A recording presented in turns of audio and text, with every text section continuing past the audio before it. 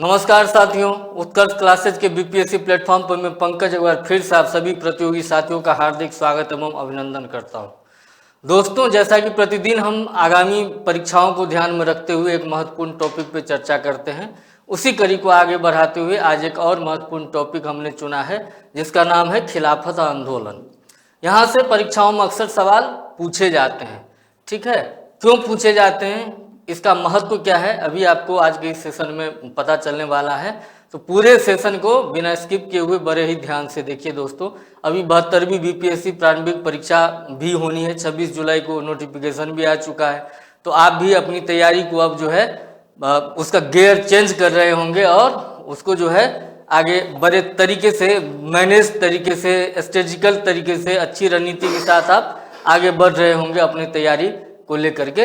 तो उसी में यह कड़ी जो है आज की खिलाफत आंदोलन वाली, यह आपके लिए निश्चित रूप से उपयोगी साबित होने वाली है दोस्तों। ठीक है, तो जानते हैं खिलाफत आंदोलन के बारे में। ये खिलाफत आंदोलन क्या है, क्यों हुआ, जितनी भी बारीक बातें हैं इससे संबंधित, उन सब चीज़ों के बारे में आज हम जानने वाले हैं दोस्तों। यह खिलाफत आंदोलन का जो सबसे बड़ा महत्व है वह क्या है। अगर हम महात्मा गांधी के संदर्भ में अगर बात करें तो खिलाफत आंदोलन के इसका जो सबसे अधिक बड़ा महत्व है वह है हिंदू और मुस्लिम एकता। हिंदू मुस्लिम एकता, यह भारतीय राष्ट्रीय आंदोलन के संदर्भ में अगर हम बात करें तो इसलिए यह टॉपिक अति महत्वपूर्ण है। क्योंकि अगर हम महात्मा गांधी के शब्दों में अगर बात करें तो उन्होंने कहा था कि हिंदू मुस्लिम एकता का ऐसा मौका अगले 100 वर्षों तक जो है फिर दोबारा नहीं आने वाला है। ठीक है ना, तो इन सभी उनके कथनों के औचित्य की भी अभी हम चर्चा करने वाले हैं दोस्तों। ठीक है ना, यह खिलाफत आंदोलन जो था दोस्तों, जैसा कि हमने कहा कि ये हिंदू मुस्लिम एकता के लिए महत्वपूर्ण था भारतीय संदर्भ में अगर बात करें। हालांकि ये खिलाफत का मुद्दा ये निकल के आया था बाहर से, ठीक है ना, ये तुर्की के खलीफा से संबंधित था, लेकिन भारतीय राष्ट्रीय आंदोलन में भी हिंदू और मुस्लिम ने साथ साथ जुड़ करके जो है राष्ट्रीय आंदोलन को गति प्रदान की थी दोस्तों। ठीक है ना, यह खिलाफत आंदोलन एक धार्मिक मुद्दा था, लेकिन यह एक धार्मिक मुद्दा तक ही जो है सीमित होकर नहीं रहा दोस्तों। यह एक प्रकार से कह सकते हैं कि भारतीय राष्ट्रवाद के लिए एक रणनीतिक प्रयोग भी था। ठीक है ना, जिसे महात्मा गांधी ने पुश किया था, बूस्ट किया था। ठीक है दोस्तों, पहली बार पूरे अखिल भारतीय स्तर पर जो है हिंदू और मुस्लिम जो है संगठित हो रहे थे दोस्तों। इस खिलाफत आंदोलन के समय पहली बार भारत स्तर पे व्यापक रूप से हिंदू और मुस्लिम में जो है सामूहिक चेतना का विकास हो रहा था। ठीक है, ये अलग बात है कि इसके कुछ अपवाद भी हैं इस हिंदू मुस्लिम एकता की, जिन्होंने राष्ट्रवाद को बढ़ावा दिया था। इसके अगर हम अपवाद की बात करें तो जो मोपला विद्रोह हुआ था 1921 ईस्वी में, उस मोपला विद्रोह ने जो है सांप्रदायिक रंग भी ले लिया था दोस्तों, जिसने कहीं ना कहीं हिंदू मुस्लिम एकता को प्रभावित किया था। एक सवाल तो उठा था, ठीक है, लेकिन जो अंग्रेजों की फूट डालो राज करो की नीति थी, जो हम 1909 ईस्वी से देखते आ रहे थे, सांप्रदायिक पृथक निर्वाचन मंडल का जो गठन किया गया था, ठीक है ना, उसके बाद 1919 के अधिनियम में भी जो है सांप्रदायिकता का विस्तार किया गया, सांप्रदायिक निर्वाचन क्षेत्रों का जो है विस्तार किया गया, उसमें मुसलमानों के अतिरिक्त और अन्य वर्गों को भी शामिल किए गए। ठीक है ना, तो उसको जो है ये हिंदू मुस्लिम एकता जो है इनकी जो कलेक्टिव प्रयास था, ठीक है ना, जो सामूहिक चेतना था, उसने अंग्रेजों के फूट डालो राज करो की नीति का जो है कड़ा चुनौती उसके समक्ष पेश किया था दोस्तों। ठीक है ना, इसे ध्यान रखेंगे। यही इसके महत्व की अगर हम बात करें तो इसका सबसे बड़ा महत्व था दोस्तों। ठीक है, प्रथम विश्व युद्ध कब हुआ था? 1914 ईस्वी में प्रथम विश्व युद्ध प्रारंभ हुआ था। कब प्रारंभ हुआ था? 1914 ईस्वी में प्रारंभ हुआ था। तो प्रथम विश्व युद्ध में तुर्की की हार हो गई थी। जब तुर्की की हार हो गई तो सेब्रेस की संधि हुई 1920 ईस्वी में। ठीक है ना, और सेब्रेस के संधि के माध्यम से ऑटोमन साम्राज्य को क्या कर दिया गया? विभाजित कर दिया गया दोस्तों। ठीक है, किस संधि के माध्यम से? सेब्रेस की संधि के माध्यम से 1920 ईस्वी के सेब्रेस संधि के माध्यम से ओटोमन साम्राज्य को क्या कर दिया गया, विभाजित कर दिया गया।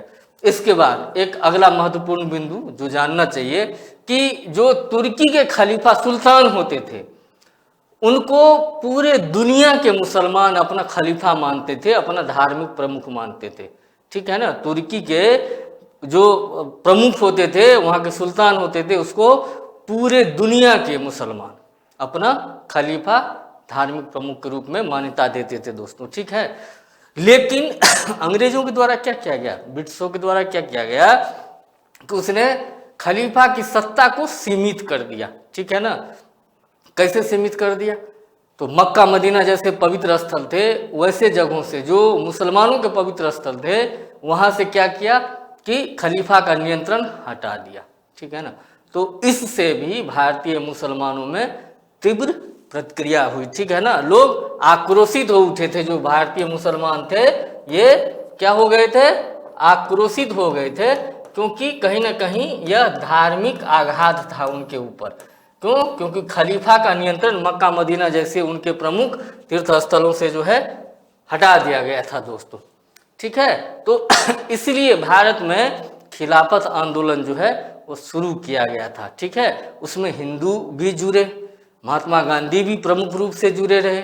ठीक है ना, तो इस प्रकार जो है खिलाफत आंदोलन ने अपना ठीक ठाक प्रभाव राष्ट्रीय आंदोलन में छोड़ा था दोस्तों। ठीक है, अब बात हम करते हैं खिलाफत समिति की, जहां से परीक्षा में सवाल पूछे जाते हैं।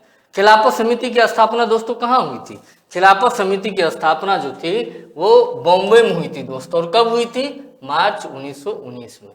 मार्च 1919 में खिलाफत समिति की स्थापना बॉम्बे में हुई थी। और इसके जो प्रमुख नेतृत्वकर्ता थे वो कौन थे, वो अली बंधु थे। दो भाई थे, मोहम्मद अली और शौकत अली। कौन, मोहम्मद अली और शौकत अली। तो ये अली बंधु जो थे इन्होंने खिलाफत आंदोलन का नेतृत्व किया था दोस्तों। ठीक है, और इनके साथ मौलाना अबुल कलाम आज़ाद, हकीम अजमल खान, हसरत मोहानी जैसे लोग भी जो थे वह खिलाफत आंदोलन के दौरान सक्रिय भूमिका निभा रहे थे दोस्तों। ठीक है, जो परीक्षा में सवाल पूछा जाता है वह यह पूछा जाता है कि अखिल भारतीय खिलाफत सम्मेलन का आयोजन कहाँ पे हुआ था, तो इसका उत्तर है दिल्ली में हुआ था। इसे ध्यान रखेंगे, बहुत इंपॉर्टेंट पॉइंट है ये। ठीक है, कहाँ पे हुआ था, दिल्ली में हुआ था अखिल भारतीय खिलाफत सम्मेलन। कब हुआ था दोस्तों, नवंबर 1919 ईस्वी में हुआ था। और इसकी अध्यक्षता किसने की थी, इसकी अध्यक्षता महात्मा गांधी ने की थी। ठीक है ना, आंदोलन चलाया गया था मुसलमानों के द्वारा। मुद्दा जो प्रमुख रूप से था वो खलीफा से संबंधित था, मतलब धार्मिक रूप से यह मुद्दा संचालित हो रहा था। ठीक है, मुख्य नेतृत्वकर्ता कौन थे, अली बंधु। लेकिन महात्मा गांधी इससे प्रमुखता के रूप के साथ जो है जुड़े हुए थे इस आंदोलन के साथ। और महात्मा गांधी ने जब पहली बार अखिल भारतीय खिलाफत सम्मेलन का आयोजन दिल्ली में किया गया था नवंबर 1919 में दोस्तों, तो महात्मा गांधी ने इसकी अध्यक्षता की थी। यह सवाल कमीशन के लिए जो है बहुत ही महत्वपूर्ण है, इसे ध्यान रखेंगे, यहाँ से अक्सर परीक्षाओं में सवाल पूछा जाता रहा है दोस्तों। ठीक है, इसके बाद सितंबर 1919 में जो है एक अखिल भारतीय खिलाफत समिति का गठन हुआ था। ठीक है ना, सितंबर 1919 में अखिल भारतीय खिलाफत समिति का गठन हुआ था, जिसके पहले अध्यक्ष कौन थे, जिसके पहले अध्यक्ष थे सेठ छोटानी। कौन थे, सेठ छोटानी। ठीक है, इस नाम को ध्यान रखेंगे। और इसके सचिव कौन थे, मौलाना शौकत अली। ये शौकत अली जो थे ये उन्हीं अली बंधु में से एक थे। ठीक है, मौलाना शौकत अली, इस नाम को ध्यान रखेंगे दोस्तों, यह बहुत ही महत्वपूर्ण है। सेठ छोटानी और सचिव मौलाना शौकत अली। अब इस आंदोलन के संबंध में जो महात्मा गांधी जी का दृष्टिकोण था एक बार उसकी बात करते हैं। अभी हमने सेशन के प्रारंभ में क्या कहा था कि उन्होंने कहा था कि ऐसा मौका भारत में फिर 100 वर्षों तक नहीं आएगा हिंदू मुस्लिम एकता का। ठीक है ना, तो महात्मा गांधी ने खिलाफत के मुद्दे को राष्ट्रवाद से जोड़ा। ठीक है ना। और हिंदू मुस्लिम एकता का एक ऐसा सुनहरा अवसर माना जो अगले 100 वर्षों तक जो है नहीं आने वाला था दोबारा। यह कथन किसका है? महात्मा गांधी का है दोस्तों, ठीक है ना। तो चूंकि महात्मा गांधी राष्ट्रीय आंदोलन के सबसे बड़े नेता थे, तो इसलिए यह कथन महत्वपूर्ण हो जाता है और यहाँ से परीक्षा में सवाल पूछे जा सकते हैं, ठीक है। इसे ध्यान रखेंगे दोस्तों, ठीक है।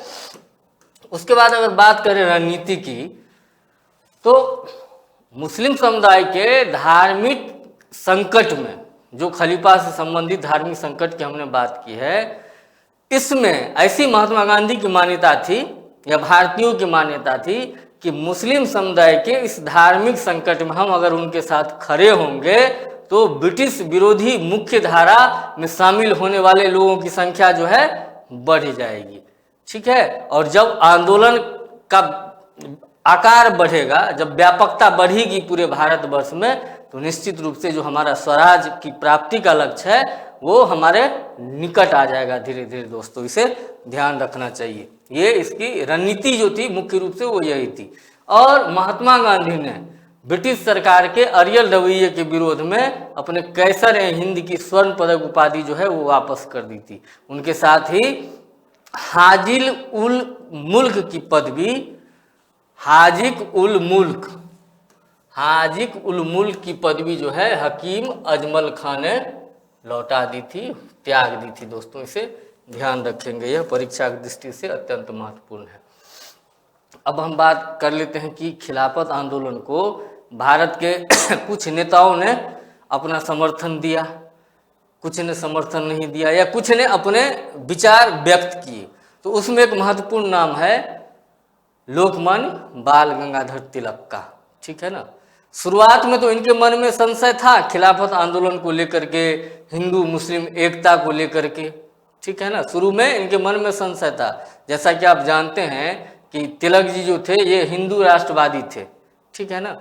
लेकिन हिंदू और मुस्लिम के बीच एकता के महत्व को समझते हुए इन्होंने खिलाफत आंदोलन को और खिलाफत के नेताओं को अपना सहयोग और समर्थन फिर प्रदान किया था दोस्तों, ठीक है ना।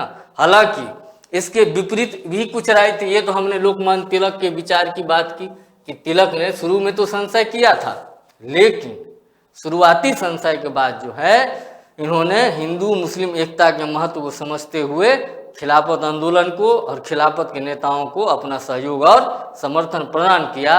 लेकिन इसके विपरीत कुछ अन्य नेता थे जो इसके आलोचक थे, ठीक है ना, जिनमें अगर हम प्रमुख के नाम की बात करें तो मदन मोहन मालवीय थे दोस्तों। मदन मोहन मालवीय, इनके साथ लाला लाजपत राय थे और मोहम्मद अली जिन्ना थे, ठीक है। मदन मोहन मालवीय, लाला लाजपत राय और मोहम्मद अली जिन्ना ये ऐसे नेता थे जो धर्म को राजनीति में शामिल नहीं करना चाहते थे, ठीक है ना। इनका जो मत अलग था वो क्यों?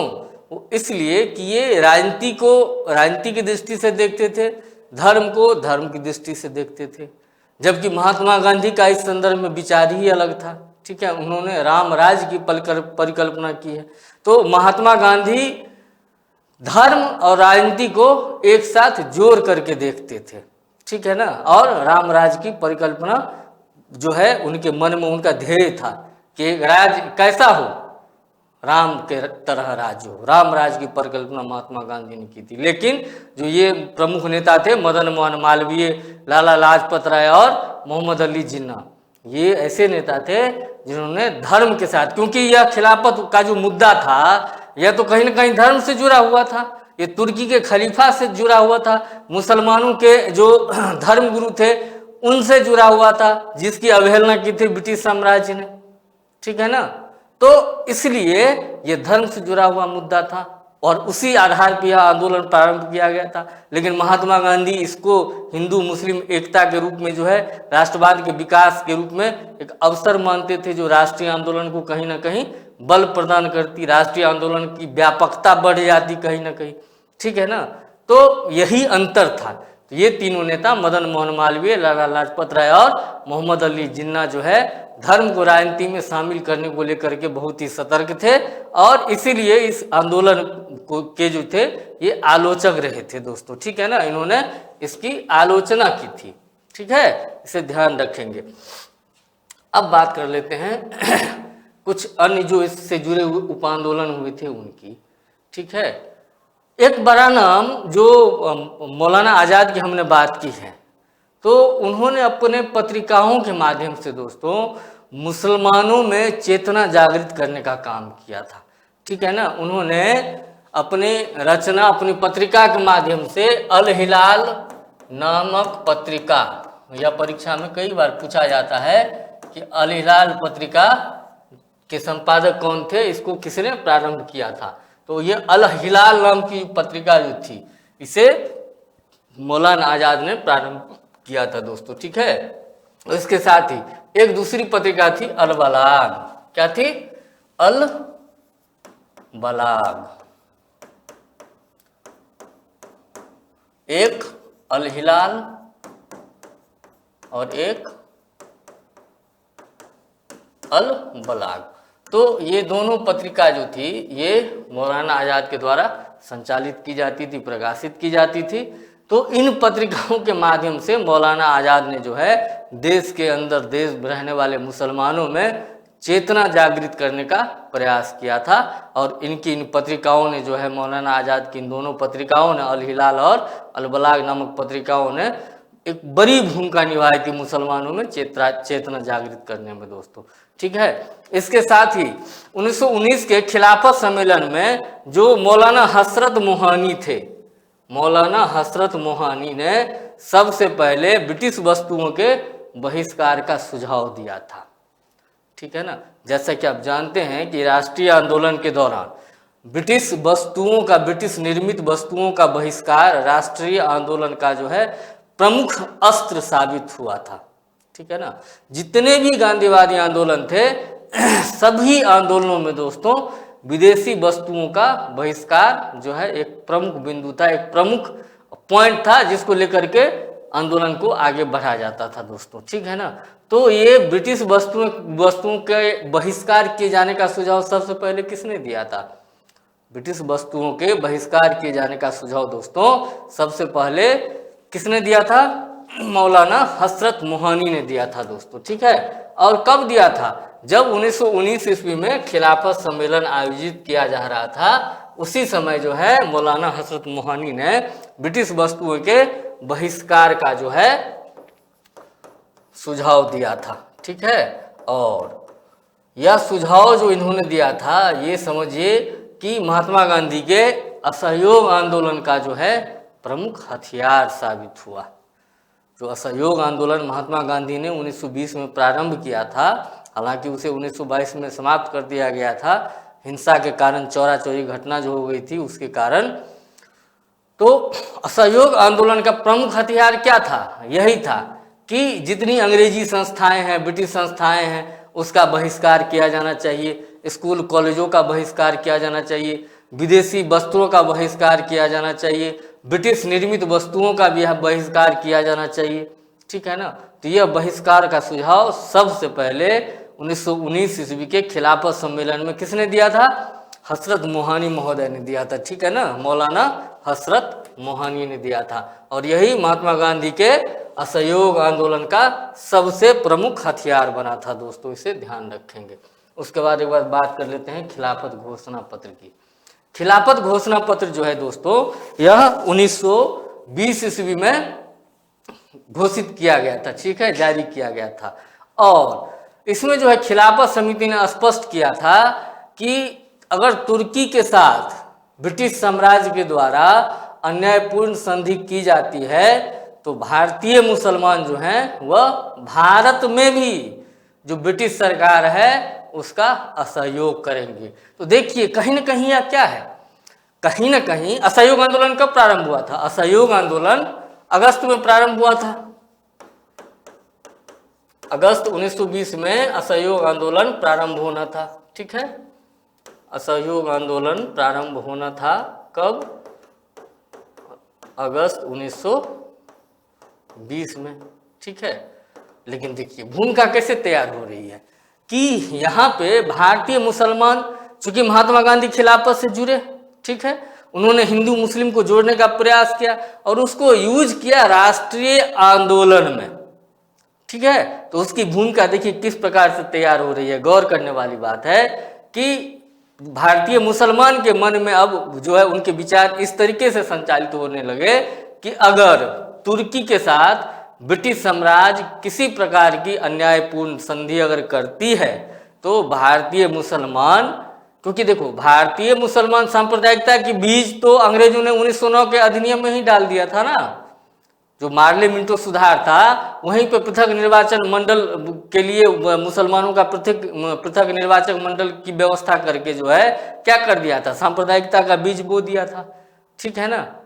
तो ये कहीं ना कहीं एक बड़ी उपलब्धि इस आंदोलन की रही थी कि जो भारतीय मुसलमान थे वो भी महात्मा गांधी और हिंदुओं के साथ मिल करके खिलाफत आंदोलन को आगे बढ़ा रहे थे। तो वो भारत में ब्रिटिश साम्राज्य से असहयोग करने की धमकी दे रहे थे। उनका विचार बन रहा था कि अगर हमारे धार्मिक गुरु के खिलाफ, अगर तुर्की के खलीफा के खिलाफ, अगर तुर्की देश के खिलाफ अगर किसी प्रकार की अपमानजनक संधि ब्रिटिश साम्राज्य के द्वारा किया जाता है तो जो भारतीय मुसलमान हैं वो किसी भी हाल में ब्रिटिश साम्राज्य के सहयोग में नहीं रहेंगे, उनका साथ नहीं देंगे और पूरे भारतवर्ष के मुसलमान जो हैं वो ब्रिटिश साम्राज्य के विचारों का, उनकी नीतियों का जो है विरोध करेंगे, उनका असहयोग करेंगे, ठीक है ना बड़ी बात।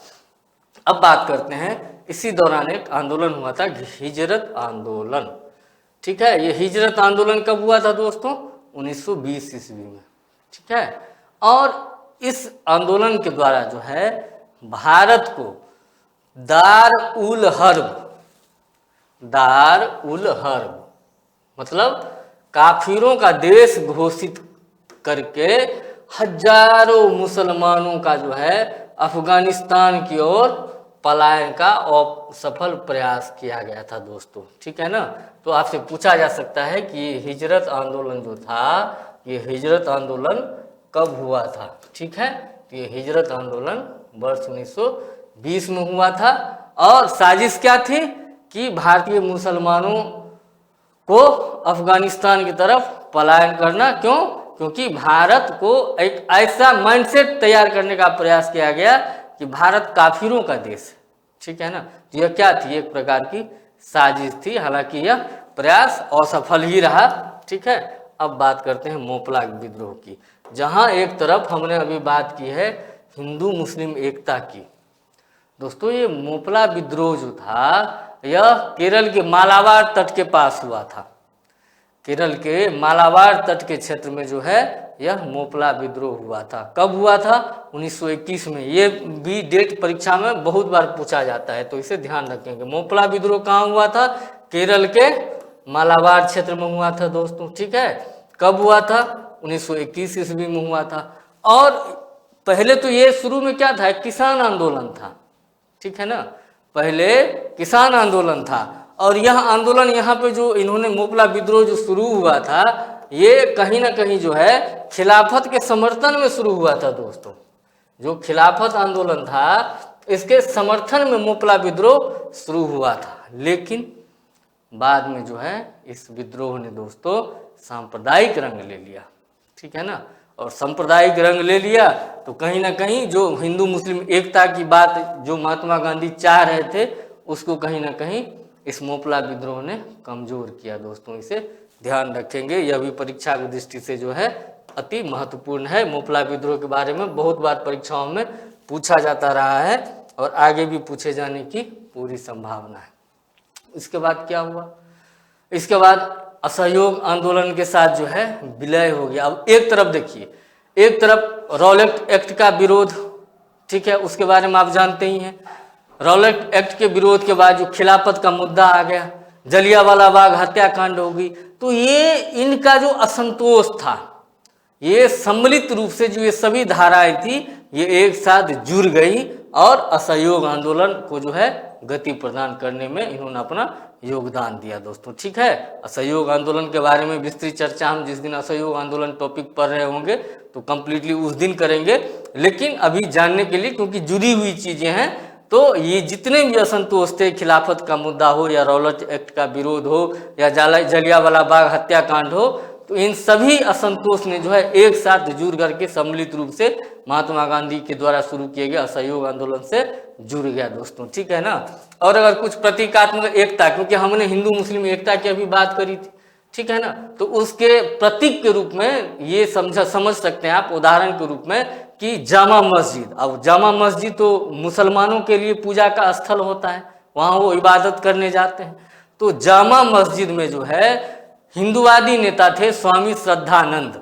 स्वामी श्रद्धानंद ने भाषण दिया था। स्वामी श्रद्धानंद के भाषण का कार्यक्रम जामा मस्जिद में आयोजित किया गया था। यह क्या था, एक तरीके से जो एकता है हिंदू मुस्लिम का, उसका एक प्रतीक था दोस्तों। ठीक है ना, ताकि जनमानस में अंग्रेज ब्रिटिश सरकार जो है उसके नज़रों में भी ये बात जाए, ये मैसेज जाए कि हिंदू मुस्लिम एक हैं। ठीक है ना। दूसरी ओर अमृतसर में स्वर्ण मंदिर है। स्वर्ण मंदिर कहाँ पे है, ये स्वर्ण मंदिर पंजाब के अमृतसर में है। ठीक है, और यह सिख धर्म के अनुयायियों के लिए जो है बहुत बड़ा, बहुत प्रसिद्ध तीर्थ स्थल है। तो स्वर्ण मंदिर की चाबी जो है डॉक्टर सैफुद्दीन किचलू को प्रदान की गई थी। ठीक है, यह बहुत ही महत्वपूर्ण है, इसे ध्यान रखेंगे। ये क्या है, यह खिलाफत आंदोलन के दौरान जो हिंदू मुस्लिम एकता की बात हो रही थी उसी का यह प्रतीकात्मक संदेश था। ठीक है ना। श्रद्धानंद का भाषण होता है कहाँ पे, जामा मस्जिद में, जबकि थे वो हिंदूवादी नेता। सैफुद्दीन किचलू को स्वर्ण मंदिर की चाबी दे दी जाती है। ठीक है ना। तो यह प्रतीकात्मक एकता को दर्शाता है दोस्तों। इसके साथ ही तिलक स्वराज फंड जो है बनाया गया था असहयोग आंदोलन के दौरान। लेकिन तिलक स्वराज फंड कब बनाया गया था, असहयोग आंदोलन के दौरान। चूंकि जिस दिन असहयोग आंदोलन प्रारंभ होना था उस दिन क्या हुआ था, बाल गंगाधर तिलक जी की मृत्यु हो गई थी। बाल गंगाधर तिलक जी की मृत्यु हो गई थी कब, जिस दिन असहयोग आंदोलन प्रारंभ होना था दोस्तों। ठीक है, इसी दिन क्या हुआ था, बाल गंगाधर तिलक की मृत्यु हो गई थी। तो जब इनकी मृत्यु हो गई तो उसके एक वर्ष के बाद, मतलब जब उनकी पहली पुण्यतिथि थी, तो महात्मा गांधी ने राष्ट्रीय आंदोलन के लिए फंड जुटाने के लिए जो है तिलक स्वराज फंड बनाया था। क्या बनाया था, तिलक स्वराज फंड बनाया था। कब बनाया था, 1920 में इनकी मृत्यु हुई थी बाल गंगाधर तिलक की, जिस दिन असहयोग आंदोलन प्रारंभ होना था। ठीक है, तो तिलक स्वराज फंड 1921 ईस्वी में, मतलब बाल गंगाधर तिलक के पहली पुण्यतिथि पे जो है तिलक स्वराज फंड की घोषणा की गई थी, बनाया गया था, ताकि फंड जुटाया जा सके राष्ट्रीय आंदोलन के लिए। और इसमें दोस्तों इतना फंड आया, और अगर सबसे अधिक फंड की बात करें तो मुंबई से सबसे अधिक, जिसे तत्कालीन समय में बॉम्बे बोला जाता था, बहुत अधिक फंड एकत्रित हो गया। और इतना अधिक फंड एकत्रित हो गया था कि महात्मा गांधी ने अपने यंग इंडिया में जो है बॉम्बे को जो है बॉम्बे द ब्यूटीफुल नाम से संबोधित किया था। किस नाम से संबोधित किया था, Bombay the beautiful, Bombay the beautiful नाम से, उपमा से जो है दोस्तों संबोधित किया था बॉम्बे को महात्मा गांधी ने। क्यों, क्योंकि तिलक स्वराज फंड में बहुत कम समय में बहुत अधिक धन जो है बॉम्बे से एकत्रित कर लिए गए थे दोस्तों। इसे ध्यान रखेंगे, यह बहुत ही महत्वपूर्ण तथ्य है, हो सकता है आपको परीक्षा में पूछ लिया जाए। और ये जो उपमा दिए थे ये महात्मा गांधी ने अपने किस पत्रिका में दिए थे, तो यंग इंडिया में। ठीक है, अपने पत्रिका यंग इंडिया में महात्मा गांधी ने बॉम्बे द ब्यूटीफुल की उपमा बॉम्बे शहर को तिलक स्वराज फंड में बहुत अधिक फंड कम समय में उपलब्ध जमा करवा देने की वजह से उन्होंने दिया था। ठीक है, अब बात कर लेते हैं इस खिलाफत आंदोलन के समापन की। तो खिलाफत आंदोलन का समापन भारत में नहीं हुआ, बल्कि तुर्की के आंतरिक परिवर्तनों के कारण हुआ। क्योंकि ये मुद्दा निकल के ही तुर्की से आया था भारत में। तो तुर्की में क्या हुआ कि मुस्तफ़ा कमाल पाशा नाम के व्यक्ति थे, ठीक है, उन्होंने क्या किया कि जिन्हें हम अतातुर्क के भी नाम से जानते हैं, मुस्तफ़ा कमाल पाशा को अतातुर्क के नाम से भी जाना जाता है। तो ये तुर्की में जो है इनके नेतृत्व में क्या हुआ, एक आधुनिक धर्मनिरपेक्ष गणराज्य की स्थापना हुई, धर्मनिरपेक्ष गणराज्य, ठीक है। अब जब धर्मनिरपेक्ष गणराज्य की बात हो रही है तो फिर खलीफा जैसे पद के लिए वहाँ पे कोई मतलब बचा नहीं, ठीक है ना। फिर 3 मार्च 1924 को मुस्तफ़ा कमाल पाशा अर्थात अतातुर्क ने जो है खलीफा के पद को ही खत्म कर दिया, और इसके साथ ही जो भारत में खिलाफत आंदोलन का जो मुद्दा था, खलीफा वाला धार्मिक मुद्दा, उसका आधार ही खत्म हो गया। तो इस प्रकार खिलाफत आंदोलन जो है अपने अंत तक पहुंची दोस्तों, ठीक है ना, इसे ध्यान रखेंगे, ये अत्यंत महत्वपूर्ण है, ठीक है। अब कुछ की पॉइंट्स की बात कर लेते हैं, एक बार संक्षिप्त में रिवाइज कर लेते हैं। तो अल हिलाल और अल बलाग का जो है संपादन होता था 1912-1914 के बीच में मौलाना आज़ाद के द्वारा, और मुसलमानों में इन्होंने जो है भारतीय राष्ट्रीय आंदोलन के प्रति जो है जागरूकता जागृत की थी, उन्हें उनके जनमत को जो है राष्ट्रीय आंदोलन से जोड़ने का प्रयास किया था, ठीक है। उसके बाद हिजरत आंदोलन 1920 ईस्वी में अभी हमने बात की थी कि एक साजिश के तहत अफगानिस्तान में भारत से मुसलमानों के पलायन का एक प्लान बनाया गया था। मुपला विद्रोह 1921 ईस्वी में हुआ था दोस्तों, 1921 ईस्वी में हुआ था मालाबार में, और बाद में जो है कालांतर में यह आंदोलन शुरू तो हुआ था खिलाफत के मुद्दे के साथ, था यह किसान आंदोलन, लेकिन सांप्रदायिक मोड़ ले लिया था। शेर छोटानी कौन थे, शेर छोटानी की बात हमने अभी करी है कि जो खिलाफत समिति 1919 में गठित किया गया था, तो उसके ये प्रथम अध्यक्ष थे दोस्तों। प्रतीकात्मक एकता की बात हमने कर ही ली कि जो सैफुद्दीन किचलू थे उनको स्वर्ण मंदिर की चाबी प्रदान की गई थी, स्वामी श्रद्धानंद को जो है जामा मस्जिद से भाषण के लिए आमंत्रित किया गया था। तो इस प्रकार आज के इस खिलाफत आंदोलन टॉपिक से जितने भी महत्वपूर्ण बातें हो सकती थी उस सभी बातों पे हमने चर्चा कर ली है। अगर परीक्षा में यहाँ से सवाल पूछे जाएंगे तो वो आज के इस सेशन से बाहर नहीं होंगे दोस्तों, तो निश्चित रूप से इस सेशन को आप बिना स्किप किए हुए अंत तक देखिए, और निश्चित रूप से परीक्षा हॉल में जो सवाल अगर खिलाफत आंदोलन से आएंगे तो उसका उत्तर आज के इस सेशन में है। परीक्षा हॉल में जब आपके हाथ में पेपर आएंगे और खिलाफत से संबंधित सवाल आपको दिखेंगे तो मुझे यह भरोसा है कि आप उस क्वेश्चन का गर्दा उड़ा करके आएंगे, ठीक है। इन्हीं अपेक्षाओं के साथ मिलते हैं एक अन्य महत्वपूर्ण टॉपिक के साथ। जय हिंद।